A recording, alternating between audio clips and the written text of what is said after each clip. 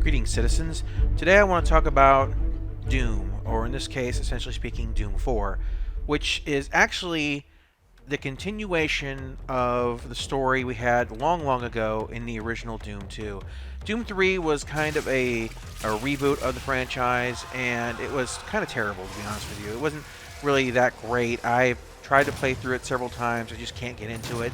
Uh, and after hearing a lot of things about this game, and I decided to go ahead and, risk it and give it a whirl. And I can tell you this much, I am absolutely blown away by the quality that they have in this game. The combat is fast-paced, it's visceral, it is exactly what Doom should be, not worried about cover mechanics, not worried about all that junk. You get in people's faces and you blow them the hell up, and you keep going, and it is just absolutely satisfying as satisfying can be when it comes to any sort of shooter mechanics. Probably one of the most satisfying shooters I have played in a long freaking time. So I have to absolutely say that straightforward that this is probably a great purchase if you're looking for something that's a little bit back to the age of quick-paced shooting, quick-paced shooters, and really a lot of respect to the source material. All the original creatures and monsters that you have from Doom 1 and Doom 2 are presented in this game, and they're done in a very, very well-detailed way, and you can clearly recognize what they are, but man, they have really just amped up how disgusting or how spooky or how just absolutely vicious some of them look. And as you can see here, when you take an item off of like keys or whatnot, you actually pull items out of the environment. It's not just something where you always just walk over it. The combat, man, I just can't say enough about this combat. This is what it does that's different is it really rewards you for getting into their faces. And a lot of shooters nowadays reward you for not getting into people's faces. This is the opposite. This just says, hey, if you want health, if you want ammo, if you want all that good stuff, it drops off the enemies if you beat the hell out of them in hand-to-hand combat after you weaken them down.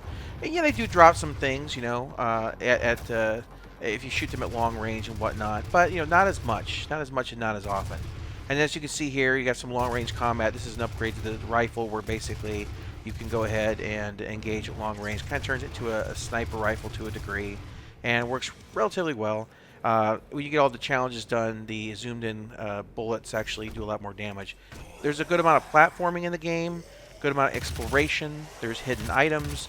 There's hidden upgrades. Everything in this game. There's lore. There's all sorts of things that kind of fill you in and kind of what's happening in this world and what exactly it really just kind of spells out by the time you get into the hell levels that this is indeed the Doom Marine from Doom 1 and Doom 2, and that is awesome. The Doom Marine isn't voiced or anything like that, but what they do with him is that they actually go ahead and through his actions you can see how utterly pissed off and mean he is. And the game starts off with basically him being awakened from the inside of this tomb. Like at the end of Doom 2, he must have been captured and sealed away. And you can see how he just doesn't give a crap, and he just wants to kill as many demons as possible, and everything else be damned. Of course, they have a really nice throwback in the game. One of the hidden items you can find pretty much every level is a classic Doom level. You find these levers here that you pull, and it opens a door, and you go into the door, and you get to basically play a small section of one of the original Doom levels. I'll tell you what, it's jarring when you go out of today's graphics, especially graphics as good as this game has, and you walk into pretty much the original graphics that you had from the original Doom. And for those people who weren't around at that age or whatnot, I mean, this is how far games have come, and so much of what we have today from shooters came from this game, from the original Doom, and it is nice to see an homage, a respect given to the original. Now, once you've played these little short levels or whatnot, and you've unlocked them, basically you can go back into the menu and play a full version of the actual level. And they have levels from Doom 1 and Doom 2 in there, and it looks like they've taken some of the most popular ones. Of course, Doom was really big back in the day with mods in the modding community. I myself made levels with DoomCAD back when you had to go ahead and draw everything with basically as a CAD program. You would lay everything out, every lighting effect, every stair, every step on a stair was a separate room with a different height marker on it, and it was very complex to make levels like this, and it was absolutely just kind of a treat to see these things brought back into the game. And man, I tell you what, as I said, when you step out here, there's nothing more jarring than stepping out of the old levels into the new and seeing the difference. Amazing. Now, hidden through the game are these kind of floating runes that you can go ahead and interact with, and what they do is they take you to these challenge environments where they give you a weapon and a set goal and something you have to do to complete within a time frame. And these challenges give you unlocks that you can use to equip to your armor that modify things like how far it is to pick things up, how much ammo and stuff gets dropped, all sorts of things like that. And you can kind of gear out your Doom Marine a little bit more specifically to how you like to play.